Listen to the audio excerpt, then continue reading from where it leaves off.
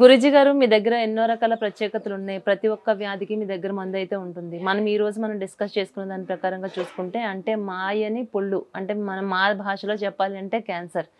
ఈ క్యాన్సర్‌కి మీ దగ్గర ఉన్నటువంటి ట్రీట్మెంటు అంటే అది వైద్య విధానమే కావచ్చు, ఆ మందు వాడే విధానమే కావచ్చు. అసలు ఏ విధంగా ఉంటుందంటారు? బెనిఫిట్లు కూడా చెప్పండి. ఇప్పుడు బెనిఫిట్లు అంటే వాస్తవంగా ఏందంటమ్మా, ఈ జబ్బు రాగానే డాక్టర్ల దగ్గరికి పోగానే కీమో రేడియోథెరపీ అంటుంటారు. హ్మ్. వాస్తవంగా ఏంటంటే అది పెట్టే వరకు మనిషి కొంతవరకు ఆ జుట్టు ఊడిపోవడం, క్షీణించిపోతుంది.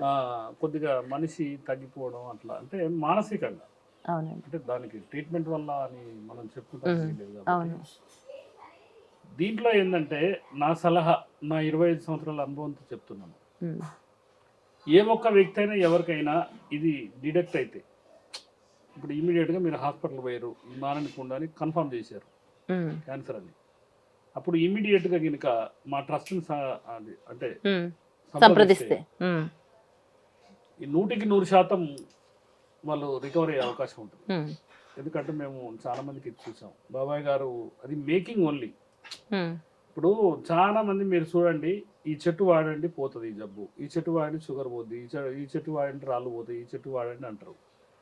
కానీ అది తయారు చేసే విధానం ఎట్లా అన్నది ప్రజలంతా ఆయుర్వేద వైద్యులంతా మర్చిపోయారు. హ్మ్. బాబాయ్ గారిది మెయింటెనెన్స్ ఏంటంటే రాగి పాత్ర హ్మ్. సేపు మీరు బాగా ఆలోచించండి. కాపర్ తామరం, హ్మ్. హ్మ్.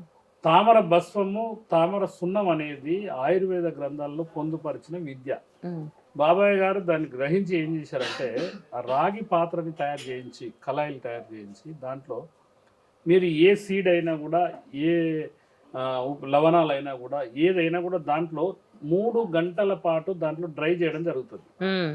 చేస్తే ఎగ్జాంపుల్ మనం ఉప్పే అనుకుందాం. ఆ ఉప్పుని కనుక 1 కేజీ ప్రాసెస్ చేస్తే 100 గ్రాములు పెరుగుతుంది. హ్మ్. ఇప్పుడు జనరల్‌గా మనం ఒక బీరకాయ కర్రీ వండుకుంటాము. లేకపోతే సొరకాయ కర్రీ వండుకుంటాం. 1 కేజీ సొరకాయ కర్రీ ఉంటే హాఫ్ కేజీ కూడా రాదు. అవును. డ్రై అయిపోతుంది. అవును. దీంట్లో ఏంటంటే యాడ్ అవుతుందన్నమాట. హ్మ్. అదొక్కటే కాబట్టి 100కి 100% తగ్గే అవకాశం ఉంటది. ఇప్పుడు డాక్టర్ ఎప్పుడైనా కూడా డాక్టరే. హ్మ్.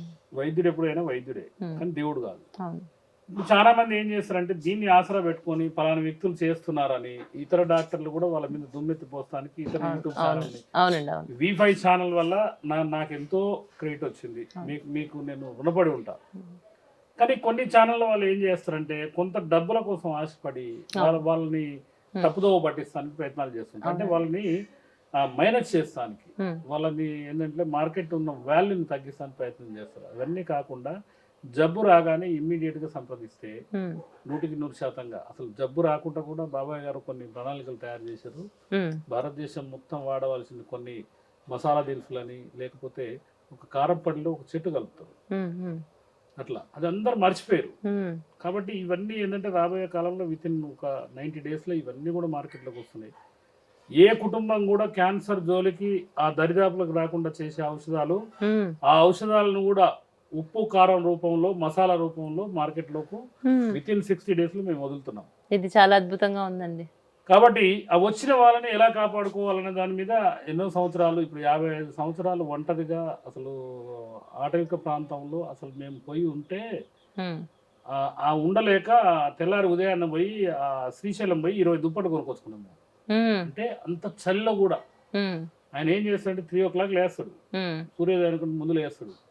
ఎలాంటి మాంసాహారాలు ముట్టుకోడు. హ్మ్. ఎలాంటి మందు అసలు ఎలాంటి అలవాటు లేదు. హ్మ్. కాస్తంత భోజనం హ్మ్. 80 సంవత్సరాల వయసులో కూడా ఉదయం భోజనం చేస్తాడు, మధ్యాహ్నం భోజనం చేస్తాడు, ఏదైనా సాయంత్రం పూట చేసి ఇంత కాస్త భోజనం చేస్తాడు. హ్మ్. అది నిజంగా భగవంతుడు ఇచ్చిన వరం. అవునండి. 3 పూటలు భోజనం ఈ కాలంలో ఎవరండి? ఒక అవునండి. పూట భోజనం చేస్తేనే అవుతుంది. హ్మ్. అందుకనే ఈ జబ్బు అనేది జబ్బు కాదు. హ్మ్. వాస్తవంగా ఒక పుస్తకం కూడా ఉంది. హుహు. క్యాన్సర్ అనేది జబ్బు కాదు ఒక పుస్తకం ఉంది. హ్మ్. అది భయభ్రాంతులు చేసి హ్మ్. ఈ డబ్బు క్యాచ్ చేసుకుంటారని. హ్మ్. కాబట్టి వాటన్నిటికీ బాబాయ్ గారు అంటే తయారు చేసిన మూలికలు అద్భుతమైన దివ్య ఔషధాలు. అవి గనుక వాడుకుంటే హ్మ్. 100కి 100% ఆ వ్యక్తిని కాపాడొచ్చు. హ్మ్. రాబోయే కాలంలో 60 రోజులలోనే ఈ ఈ క్యాన్సర్ అనేది క్యాన్సర్ రాకుండా పూర్తిగా ఆ! ఉప్పు మన హ్మ్. ఇంట్లో వాడేది, హ్మ్. కారప్పొడి ఇంట్లో వాడేది, మసాలా పొడి ఇంట్లో వాడేది. ఈ 3 గనుక ఒక కుటుంబం వాడితే వాళ్ళ ఇంటికి క్యాన్సర్ రాదు. హ్మ్. అంటే చాలా వరకు మనం ఆహార పదార్థాల్లో తీసుకున్నటువంటి ఉప్పు, కారం, మసాలాలు ఇలాంటి వాటి ద్వారా కూడా మనకొస్తుందంటారు. అంటే దాని ద్వారా ఒక మెడికేటెడ్ తయారు చేసి, మెడికేటెడ్ సాల్ట్, మెడికేటెడ్ కారం పొడి, మెడికేటెడ్ మసాలా, ఓకే ఓకే. అట్లా అనమాట. ఇవన్నీ ఎప్పుడు అందుబాటులోకి వస్తాయండి? With in 60 days, 60 days. రోజుల్లో వస్తాయి. ఓకే అండి. ఓకే. ఇప్పుడు సాధారణంగా ఒక జబ్బు వచ్చిన తర్వాత మనం మెడిసిన్స్ తీసుకుంటాం కదా! ఇంత ప్రమాదకరమైనటువంటి వ్యాధులు మన ఒంట్లో చేరకుండా ఉండడానికి ముందు జాగ్రత్తగానే మనం ఏదైనా దీనికి సంబంధించినటువంటి మెడిసిన్ వాడొచ్చు అంటారా? తప్పకుండా. అది ఏ విధంగా ఉంటుందంటారు? ఏం లేదు, ఉదయం ఒక క్యాప్సూల్, సాయంత్రం ఒక క్యాప్సూల్. ఏ వయసు వాళ్ళు వేసుకోవచ్చు? ఏ వయసు వాళ్ళని వేసుకోవచ్చు. ఒక 9 సంవత్సరాలు దాటిన వాళ్ళని మేము ఫుల్ టికెట్ గా పరిగణిస్తాం. 9 ఇయర్స్ కంప్లీట్ అయితే మనం ఫుల్ టు మెడికేషన్ చేయొచ్చు. ఎవరైనా అందరూ వాడుకునే విధంగా. జబ్బు గురించి బాబాయ్ గారి మాటలో ఒక 2 మాటలు విందాం. తప్పకుండా అండి. V5 న్యూస్ గారికి, ఛానల్ వారికి నమస్కరిస్తూ, ఈ పుట్టవ్రణం గురించి ఈరోజు 2 మాటలు మాట్లాడదనే ఉద్దేశంతో మా బాబాయ్ గారు పక్కన పండిత్ శ్రీనివాస్ గారు, మరి బోళ్ళ సుధాకర్ గారు, వీరి మధ్యన కూర్చొని మాట్లాడడం జరుగుతుంది. సావధానంగా వినండి. తెలుగు సాహితీ రసజ్ఞులారా, తెలుగు ప్రజలకు ముఖ్యంగా, లోకమున పరోపకార పుణ్యాయ పరోపకారార్థమిదం శరీరం అన్న మాటలకు లక్షల్లో కొందరు వ్యక్తులు మాత్రమే ఇటువంటి ప్రజోపకారమైనటువంటి కార్యక్రమాలు ప్రారంభిస్తారు. అందులో మా ముగ్గురి స్థానం ఏదో సముద్రంలో రవ్వంత ప్రయత్నం జరుగుతుంది. తర్వాత ఈనాడు ఆంగ్లంలో ఉన్నటువంటి పేరు క్యాన్సర్. దానికి మా భాషలో మాత్రం మేము క్యాన్సర్ అని ఆనందాన్ని, క్యాన్సర్ అని కూడా ఒప్పుకోం. కారణం ఏంటంటే అది మానని పుండు. రెండవ భాషలో ఏంటంటే మా దాంట్లో పుట్టవ్రణం అని కూడా మేము అంటాం దాన్ని. కాబట్టి దాన్ని ఇది మా మాతృభాషలో మాత్రం మొండి వ్రణం అని కూడా అనొచ్చు. ఏది ఆయుర్వేదంలో కానీ సిద్ధ వైద్యంలో కానీ. ఈ వ్యాధి రావడానికి కారణం కొన్ని దురలవాట్ల వల్ల కొంతమందికి వస్తుంది, లేదు పూర్వజన్మ కర్మానుసారంగా కూడా కొంతమందికి వస్తుంది. అది రావడానికి కారణం 2 మాటల్లో చెప్పడం. ఈ వ్యాధి పూర్వకాలంలో కొన్ని మూలికల ద్వారా నయం చేసినటువంటి పల్లెటూరు గ్రామస్తులు కూడా ఉన్నారు. వాళ్ళు ఈనాడు కొంతమంది అంతరించిపోయినటువంటి విషయం. తర్వాత దీన్ని కొంతమందికి పెద్దల్లో రాచపుండు అని పుట్టేది. కానీ ఈ భాషలో చెప్పాలంటే ఈనాడు ఇది కూడా పుట్టవ్రణం, క్యాన్సర్ అనే చెప్పొచ్చు. వాళ్ళ భాషలో క్యాన్సర్, కాకపోతే మా భాషలో మాత్రం మానని పుండు అని మేము అంటాం. దీనివల్ల ఏంటంటే దీన్ని సమూలంగా పోగొట్టడానికి ఈనాడు మేము చేసినటువంటి ఇది ఏదైతే పుట్టవ్రణం ఉందో దాని మీద చేస్తున్న మందులన్నీ కూడా అద్భుతంగా పనిచేస్తున్నాయి. ఇవి మా స్వానుభవం కూడా. ముఖ్యంగా ఈ సిద్ధ వైద్యంలో కానీ ఆయుర్వేదంలో కానీ ఈ పెద్ద పేగుల్లో వచ్చేటువంటి పుండ్లు, తర్వాత చిన్న మెదడులో వచ్చేటువంటి వ్రణం, దాన్నే మనం కణుతులు అంటాం, కొంతమందికి బ్రెయిన్ ట్యూమర్స్ అని ఈనాడు ఆంగ్ల భాషలో అంటారు. ఇవన్నీ కూడా చిన్న మెదడు సంబంధించినవి. తర్వాత కొంతమంది కంటిలో కూడా ఈ మానని పుండు పుడుతుంది, అది కొంతమందిలో జరుగుతుంది. తర్వాత ఎముక లోపల ఉండే గుజ్జు, వాటిల్లో ఉండే మధ్యలో ఉండేటువంటి దానికి కూడా ఈనాడు వస్తుంది. దాన్ని ఆంగ్లేయులు మామూలుగా బోన్ క్యాన్సర్ అని అంటారు. రెండోది ఏంటంటే స్త్రీ పురుషుల్లో వచ్చేటువంటి జననేంద్రియ సంబంధించినటువంటి మానని పుండ్లు, గర్భసంచిలో కానివ్వండి, పురుషుల్లో కానివ్వండి, ఈ సమస్యల్లో కొంతమందికి బాధపడుతున్నటువంటి విషయం తెలిసిందే. తర్వాత ఇంకా ఇంకొకటి ఏంటంటే కొంతమందికి నెల రక్తం తగ్గిపోతుంటుంది, మళ్ళీ తిరిగి రక్తాన్ని ట్రాన్స్ఫ్యూషన్ చేస్తుంటారు ఇటువంటి ఆధునిక వైద్యశాలలో. అటువంటి రక్తము సంబంధించినటువంటి ఆ జబ్బులకు కూడా అద్భుతమైనటువంటి మందులు మా సిద్ధ వైద్యంలో ఉన్నది. ఇవన్నీ మీరు 10 మందికి షేర్ చేయండి. రెండోది ఏంటంటే ఈ పరిశోధన విషయంలో చిన్న 2 మాటలు చెప్పవలసిన అవసరం ఉంది.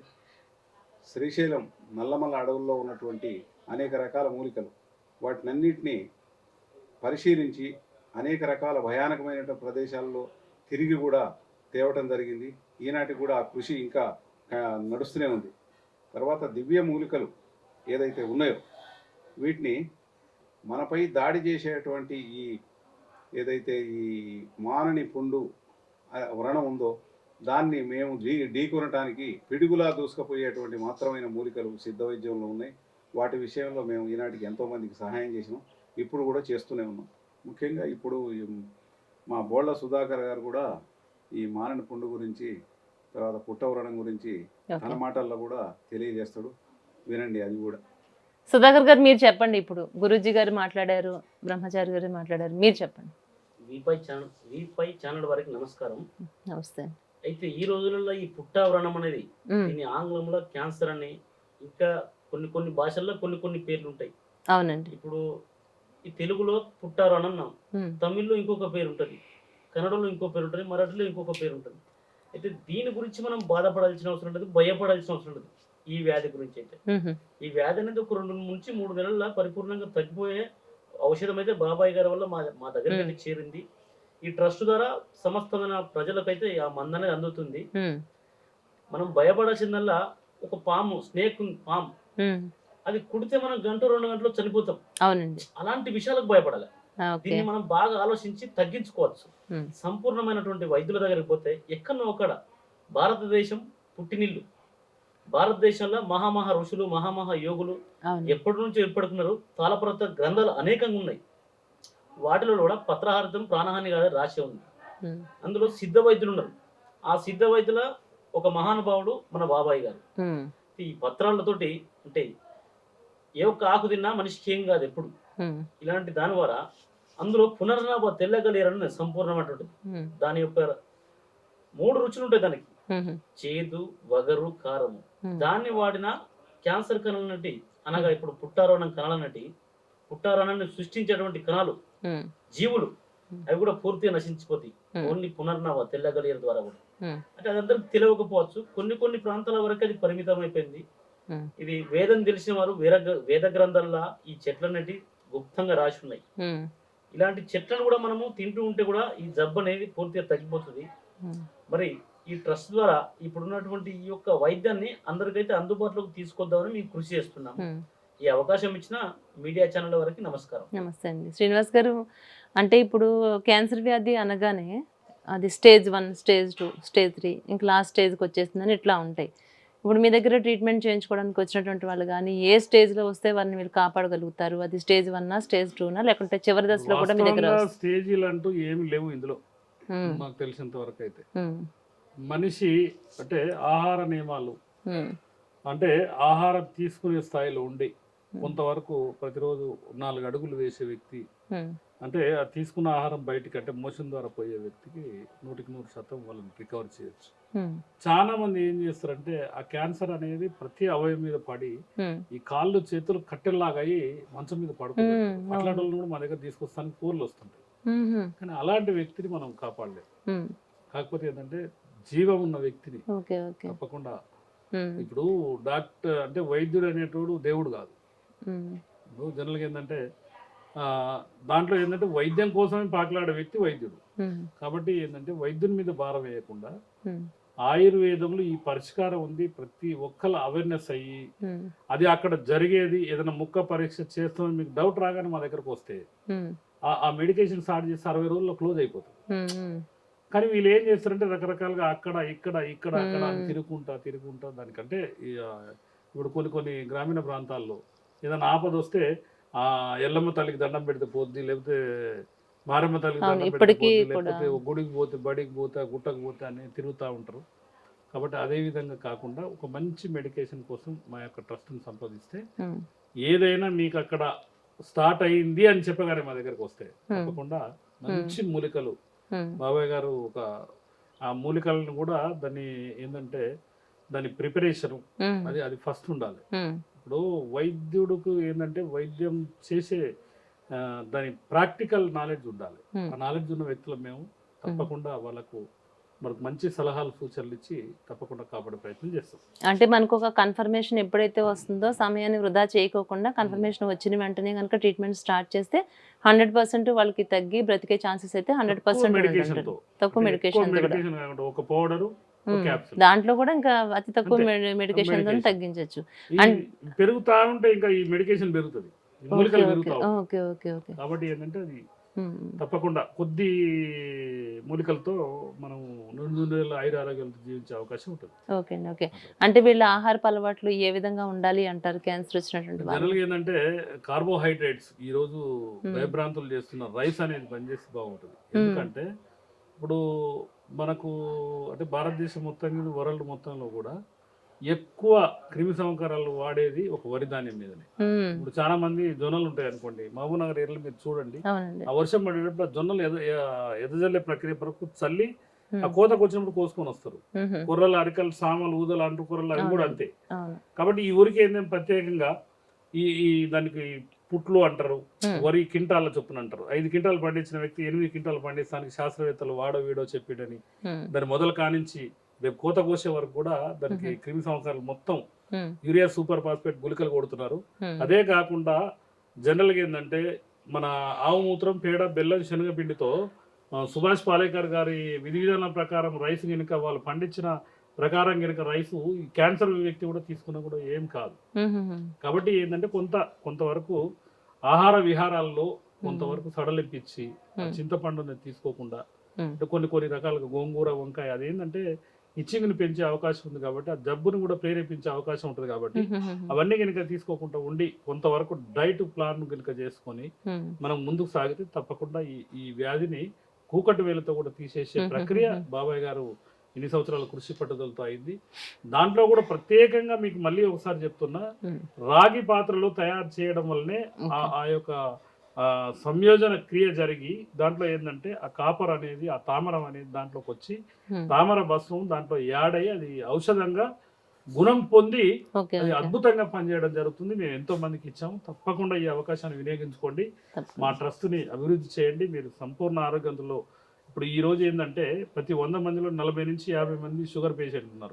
ప్రతి 100 మందికి 4, 5, 6 గణాంక రేఖల ప్రకారం 2 ఉండని అంటారు, కొంతమంది అంటారు, 8 మంది అంటారు క్యాన్సర్ పేషెంట్లు. 2030కి 6G అనేది ఓపెన్ అయితే 2030 సంవత్సరం వరకు ఇంటికి ఒక క్యాన్సర్ పేషెంట్ ఉండని ప్రతి ఒక్క మాధ్యమాల ద్వారా ఎంతో మంది వాలంటరీ ఆర్గనైజేషన్ లో పనిచేసే వాళ్ళు, మా బ్లడ్ డోనర్ సంపత్ కుమార్ గారు అని ఒకతను ఉన్నాడు. ఆయన మొత్తం ప్రపంచంలో మొట్టమొదటి ఎక్కువ సార్లు బ్లడ్ ఇచ్చిన వ్యక్తి. ఆయన కూడా దీని మీద ప్రచారం చేస్తుండు. 2030 వరకు ఇంటికి ఒక పేషెంట్ ఉంటారని, ప్రతి ఇల్లు క్యాన్సర్ మయం అయిపోద్దని ఆయన ఇప్పటి వరకు అంటే ఆయన కాదు మహానుభావులు ఎంతో మంది దాని మీద ప్రచారం చేస్తున్నారు. కాబట్టి మీ ఇల్లు దరిదాపులా రాకుండా కూడా అయ్యే మెడికేషన్ కోసం తప్పకుండా మా ట్రస్ట్ని సంప్రదిస్తే వాళ్ళు ఏం వాడాలి, ఆహార విహారాలు ఏంది, ఏ విధంగా కొన్ని ఎక్సర్సైజ్లు కూడా కొన్ని టైప్ ఆఫ్ ఎక్సర్సైజ్లు ఒక 10 నిమిషాలు కాలినడకతో ఈ ఫుట్ కోల్డ్ వాక్ అని ఉంటుంది, అట్లాంటివి కూడా వాళ్ళందరికీ చేయించుకోదు. కుర్చీలో కూర్చొని కూడా ఎక్సర్సైజ్ చేసుకునే విధానాలు ఉంటాయి. బ్రీతింగ్ ద్వారా ఇట్లా రకరకాలుగా అనేక మంది సలహాలు సూచనలు తీసుకొని ఈ ట్రస్ట్ని డెవలప్ చేస్తున్నాము. కాబట్టి తప్పక ఈ అవకాశాన్ని వినియోగించుకుంటారని మా బాబాయ్ గారు కృషి పట్టుదల రాబోయే కాలంలో గిన్నిస్ బుక్ ఆఫ్ వరల్డ్ రికార్డులో వచ్చే అవకాశం ఉన్నది. నేను కూడా చాలా మంది సంప్రదించాను. కాబట్టి తప్పకుండా మాకు మీరు ప్రోత్సహించండి, మా ట్రస్ట్ను డెవలప్ చేయండి. మీరు కూడా సంపూర్ణ ఆరోగ్యవంతులు జీవిస్తారు. ఈరోజు ఒక చాలా మంచి విషయాన్ని మనం తెలుసుకున్నామనే చెప్పొచ్చు. మరి ఎంతో కాలం లేదండి, 2030 నాటికి అంటే మరొక మనకి ఒక్క 4 సంవత్సరాల లోపులోనే ఇంటికి ఒక క్యాన్సర్ పేషెంట్ వచ్చే అవకాశాలు ఉన్నాయని చెప్తున్నారు. అంతవరకు మనం తెచ్చుకోవద్దండి. ఇలాంటి మహానుభావులు మన దగ్గర ఉన్నారు కాబట్టి మనందరం చాలా జాగ్రత్త పడదాం. ఈ ప్రోగ్రాం ద్వారా అయితే మేము తెలుసుకున్న విషయం ఏంటంటే, ఇప్పుడు ఈ విషయం విన్న తర్వాత అనిపిస్తుందండి, ఎప్పుడో ఏదో వస్తుంది బ్రహ్మం గారు చెప్పారని కాదు, ఇప్పుడే అది మనకు చాలా అతి దగ్గరలోనే అది రాబోతుంది అనేసరికి మనం ఎంత జాగ్రత్తగా ఉంటే అంత మంచిది. అలాగే ఈ మెడిసిన్ మనైతే ప్రతి ఒక్కరూ ఉపయోగించవచ్చు అని చెప్తున్నారు. ఎలాంటి వ్యాధి లేకపోయినా కూడా మనం వాడచ్చు అని చెప్తున్నారు. కాబట్టి మన ఆహారపు అలవాట్లు మార్చుకోవాలి. వీళ్ళు చెప్పినటువంటి జాగ్రత్తలు పాటిస్తే కనుక మనం అందరం సేఫ్ జోన్లో మనం ఉంటాం. థ్యాంక్ యూ అండి. థ్యాంక్ యూ సో మచ్ అండి. నమస్తే.